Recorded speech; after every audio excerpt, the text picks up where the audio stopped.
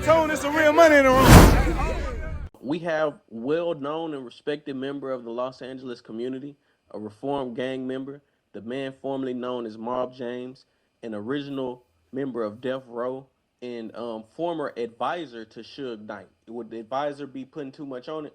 No, not at Um, all. James, how you doing? I'm good, my brother. How you doing? I'm doing well. Have you heard of the Big U RICO case? He has maintained the image of an entertainment industry entrepreneur running a music label and of somebody who gives back to the community here in Los Angeles. The facts alleged in the complaint paint a very different picture. It is one of a murderer, a thief, a liar. What was your thoughts when you saw that?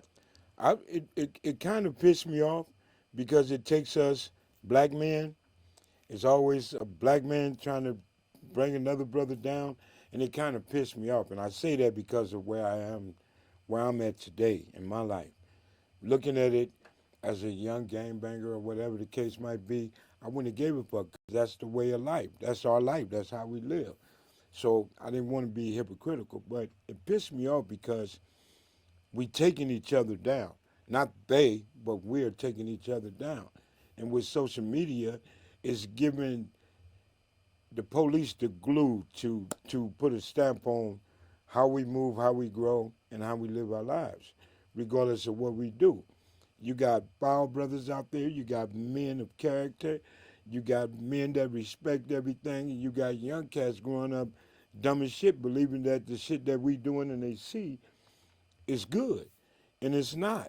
But on Big U thing is, I've had a conversation with him on, when I was doing my podcast, and to me, he seemed like a good brother. No blood, crip shit, none of that shit.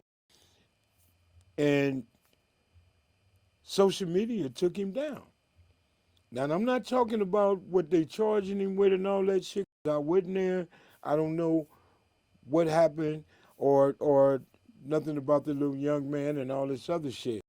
But what I see right in front of my face is, you know,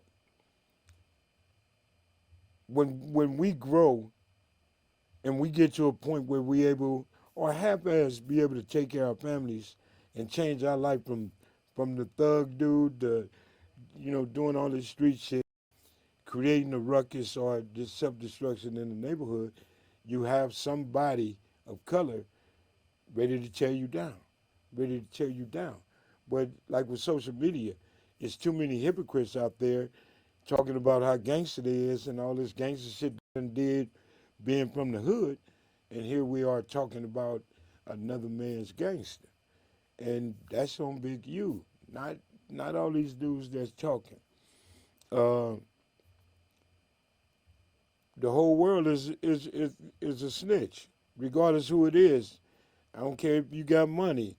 And it's just, you don't see no brothers tearing down these white boys or Mexicans. You got Mexicans, more Mexicans looking out and speaking right on us than we do ourselves. You know what I'm saying? So Mm. I'm not going to say free Big U. I'm going to say, man, every time you walk in that court, brother, just give it to God. And if you ain't did nothing, you good. If you did, then we already know. We made that bed, we got to lie in it. Let me ask you this, because you come from a era where checking in was required, and so I'm not gonna speak on, you know what I mean, the murder portion of whatever they're charging them with, but I want to highlight the like check-in aspect, right? Uh-huh. Because that's a known thing in California, and it always has been. And so for somebody to have that as a part of like the Rico, like for example, right? Like let's say I come to Cali, I check in with my people. You know what I mean? They let me know where to go. They let me know what's going on. You know what I mean? And if they provided some protection, that's like security. Right. You've been a security guard. You know what I mean? That's like a benefit to have certain security. Like you got Big U is like he's high level security. You know what I'm saying? Right. Right. So it's so from your perspective, at least that portion of the situation, is that wrong? Uh, I can't say it's wrong because some of these guys that got money don't want to just deal with the general public by themselves. So they do call guys like Big U to look out for them. Compton, coming to Compton, you know, Ray J and Jodeci and all those guys came to Compton. LL never had to do no check-in. It all depends on who it is, where you going, and how you plan to get out, how you moving around. So we didn't do that, you know. But LA politics is LA politics. So checking in wasn't no mandatory shit for us, and we never went nowhere and had to check in. So what makes California different? So LA might do the shit like that. See, what happened was when you get all these guys making money now, and you got a lot of cats like Big U, me, and other brothers out there that then got into this game, and it's money involved. It's money in it, and now they meeting celebrities, uh, football players, basketball players, and a lot of those cats I'm mentioning want to be a part of how we get down. So now they interacting. But they don't know when you get caught up with a certain individual, they're gonna tag you for it. You're gonna have to bring a bag with it.